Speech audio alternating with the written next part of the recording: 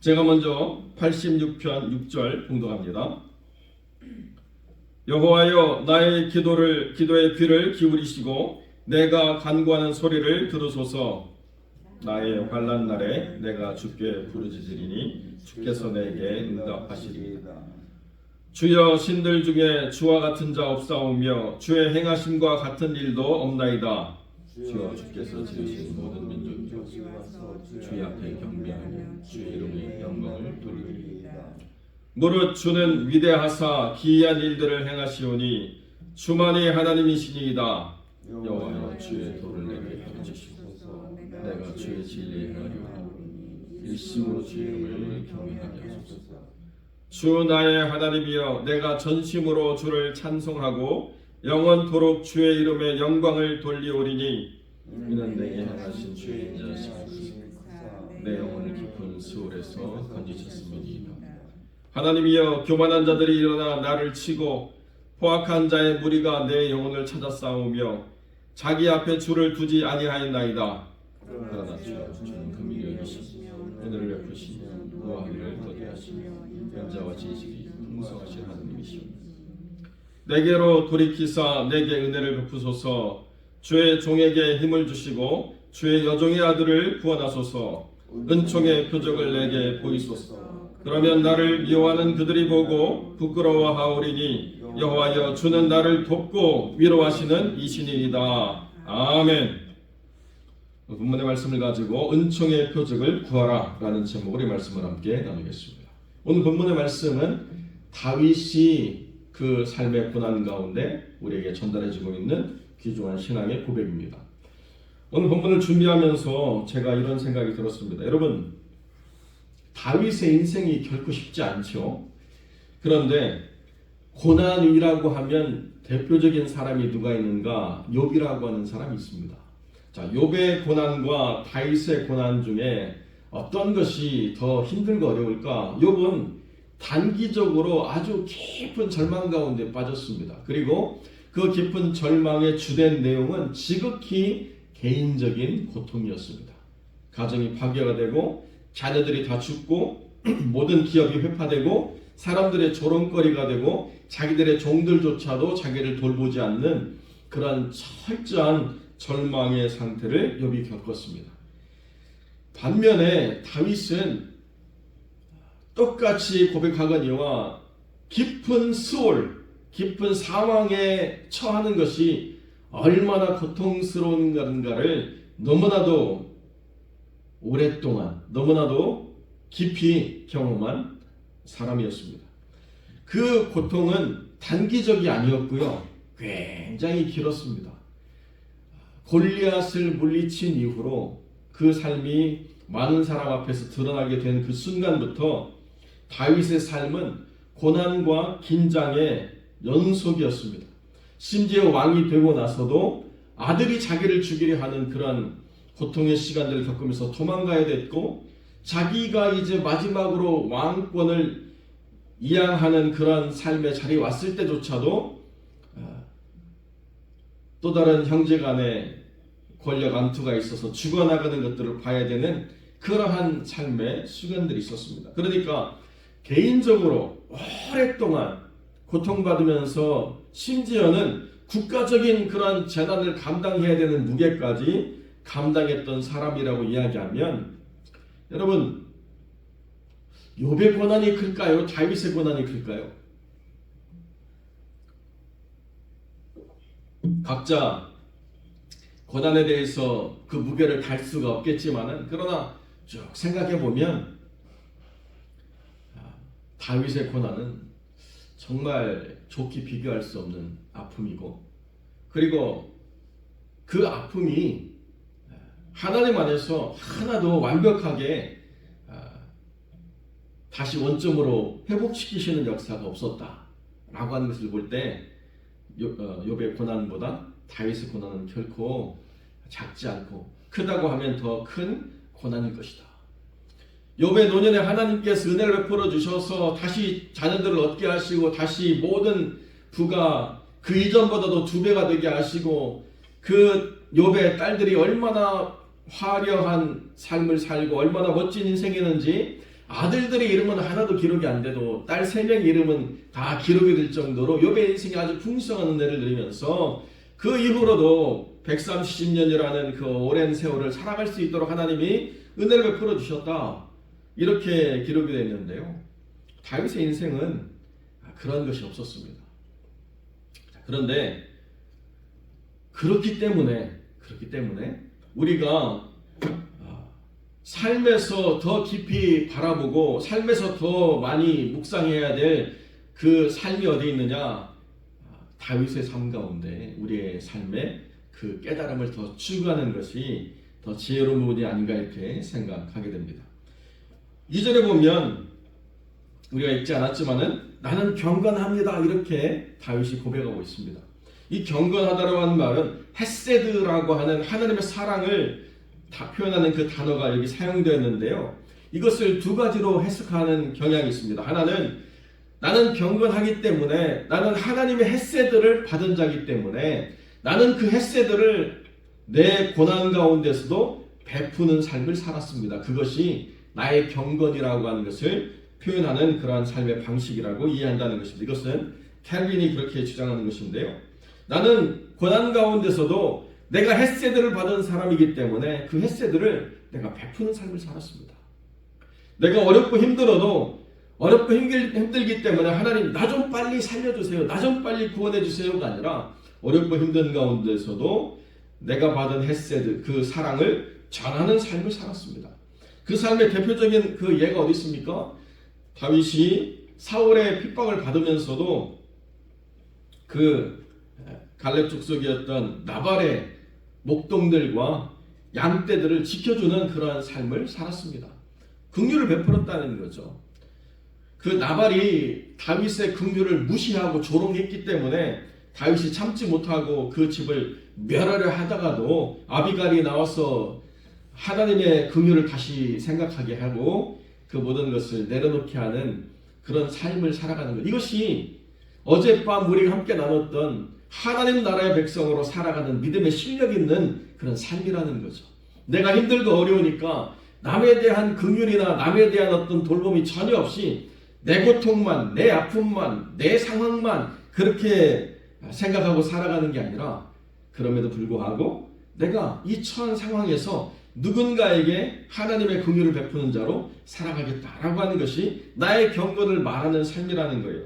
다른 한편으로는 내가 어느 때든지 주님을 의지하였습니다. 나는 하나님의 긍휼을 붙잡고 살았습니다. 나는 다른 것으로 만족을 취하지 않습니다. 나는 다른 것으로 내 이 상황에 대한 반전을 꾀하지 않습니다. 오직 하나님을 의지하고 하나님의 은혜를 베풀어 주셔야 이것이 해결되는 것입니다라고 하는 하나님에 대한 집중된 시각을 놓지 않았다라고 하는 것을 또 강조하고 있는 표현이다 이렇게 해석하는 것이 있습니다. 그래서 어느 것이든지 다 마찬가지인데요. 다윗은 고난의 문제 그 본질보다도 고난 속에서 하나님이 어떻게 나에게 응답하시는가에 더 많은 관심과 간절한 기대를 가졌던 삶을 살았다는 거죠.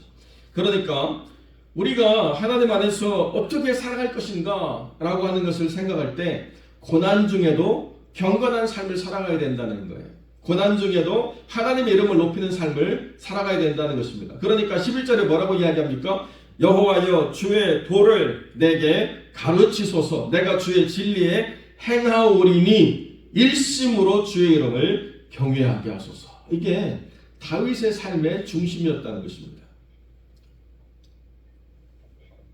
문제의 해결이 아니고 그 수월에 빠져있는 그 고통의 시간 속에서도 하나님의 뜻이 무엇인가, 하나님의 진리로 살아가는 삶이 무엇인가를 고백하는 믿음의 사람이었다는 것입니다. 그러니까 여러분, 문제가 아니라 문제 속에서도 하나님의 진리로 살아내는 삶이 있을 때 이것이 진짜 믿음의 사람이라는 것을 모든 사람에게 증거하는 삶의 증거가 된다는 것입니다.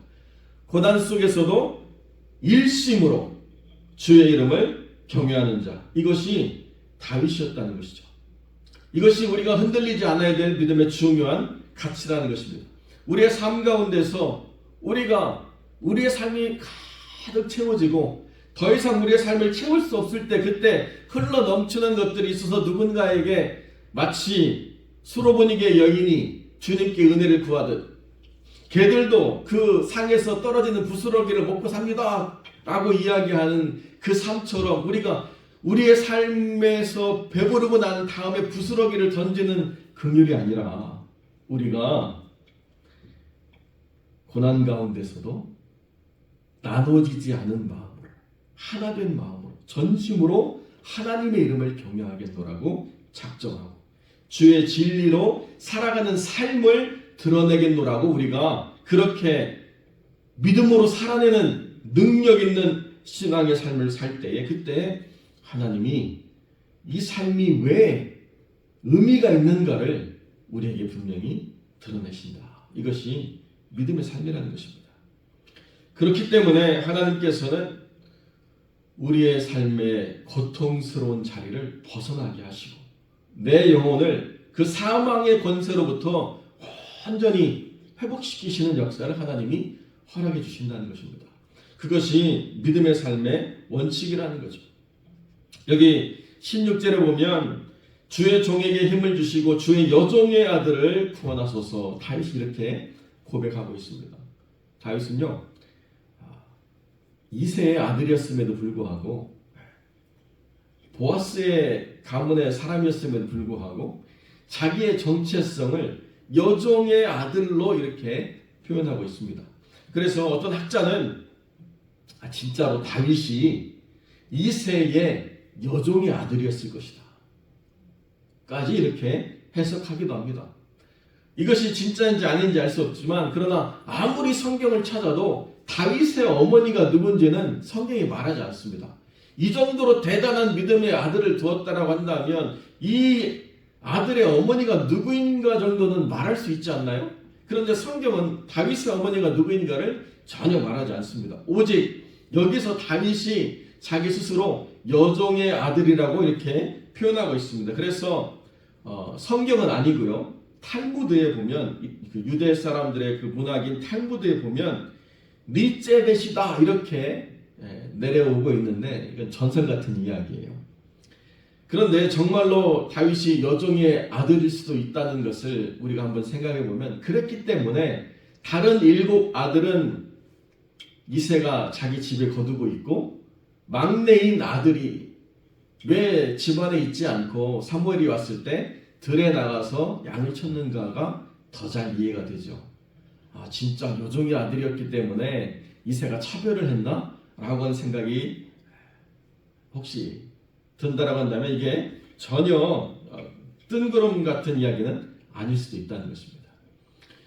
그런데 그랬기 때문에 나는 더 성공해야 돼. 그랬기 때문에 나는 남들보다 더 인정을 받아야 돼. 그랬기 때문에 나는 더 무시당하는 것을 내가 용납할 수가 없어. 나는 더 당당하고 싶고 더 성공하고 싶고 더 멋지게 인생을 살아가고 싶고 남들의 조롱과 비난이라고 하는 것이 감히 나를 짓누르지 못하도록 나는 더 멋지게 인생을 살 거야.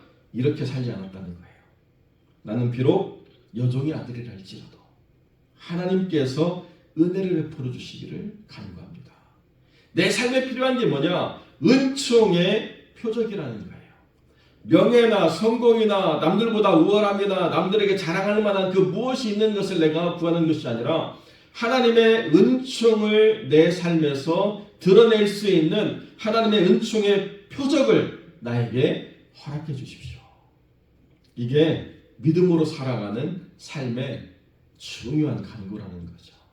내 마음에 어떤 아픔이나 내 마음에 어떤 상함이나 내 마음에 어떤 고통이 있다 하더라도 내가 그것을 통해서 나라고 하는 사람의 그 삶에 채워져야 될 가치가 세상의 것이어서는 안 된다라고, 하나님의 것이어야 된다라고, 그리고 그것이 내 삶에서 중요한 사인이어야 된다고 이렇게 간구하고 있는 것입니다.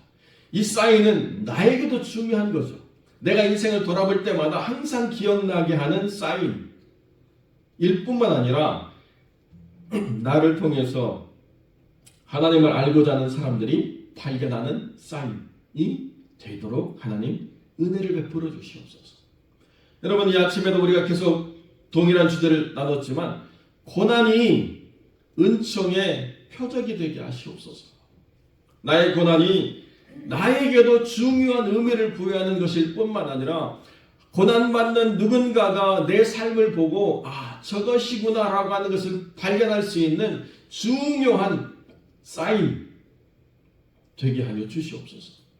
그것이 그 길을 나가는 모든 사람들이 바른 방향을 잡고 그 길로 나아가는 데 사용되어지는 삶의 중요한 쓰임이라는 것입니다. 어떤 목사님이 그런 문장을 많이 쓰시더라고요. 삶에서 어떤 길로 가느냐의 가장 중요한 부분은 속도가 아니고 방향이래요. 우리가 어떤 길을 정하고 막 열심히 달리는데요, 방향이 잘못되면 아무런 의미가 없는 거 아니겠습니까? 저와 제 아내가 76번 사우스를 타고 내려가서 어디를 잠깐 들렀다가 다시 집으로 돌아오는데요, 제 전화기가 76번 사우스로 또 내려가래요. 이상하다. 여기서 더 내려가면 애틀란타 남쪽으로 완전히 내려갈 텐데 왜 이렇게 알려주지? 그래서 제 아내한테, 제 아내는 애플 폰을 쓰고 있으니까 그 아이폰은 또 어떻게 했냐고, 아이폰 맵도 76번으로 또 사우스 내려가래요. 얘를 믿어야 되나? 난 분명히 76번을 타고 내려왔는데 더 내려간다고? 그래서 둘이 비교하면서 갔더니 한참 가니까 길을 빠져나와가지고 반대편으로 건너가서 76번 노스를 타래요. 이 전화기도 못 믿겠다. 이제는 도대체 뭘 믿고 가야 되나. 좀 황당하기도 하고 짜증도 나고 답답하더라고요.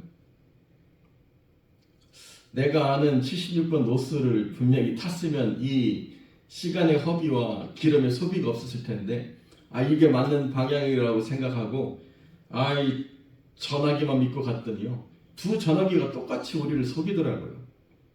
그런 일도 있습니다. 아무리 이 문명이 발전이 되고 아무리 이 세상이 대단해졌다고 해도 여러분, 삶의 방향은 세상이 주지 않습니다. 말씀이 주고 하나님이 가르쳐 주시는 은혜 속에 있는 것입니다. 우리가 어디로 갈 것인가? 우리의 삶의 방향을 바르게 정하는 것, 그것은 하나님이 우리에게 함께 하셔서 여호와여 주는 나를 돕고 위로하시는 분입니다라고 하는 이 믿음의 고백 속에서 하나님을 깊이 만날 때 우리의 삶의 분명한 목적지를 향해서 나아가는 걸음이 왜곡되지 않는다라고 하는 것을 기억하시고, 하나님 안에서 우리의 삶이 우리에게 은총의 표적이 되고 우리를 보는 모든 사람들에게 나아갈 삶의 방향을 제시해주는 귀중한 삶의 표적으로 사용되어지는 복된 인생들이 되시기를 주님의 이름으로 간절히 축원드립니다.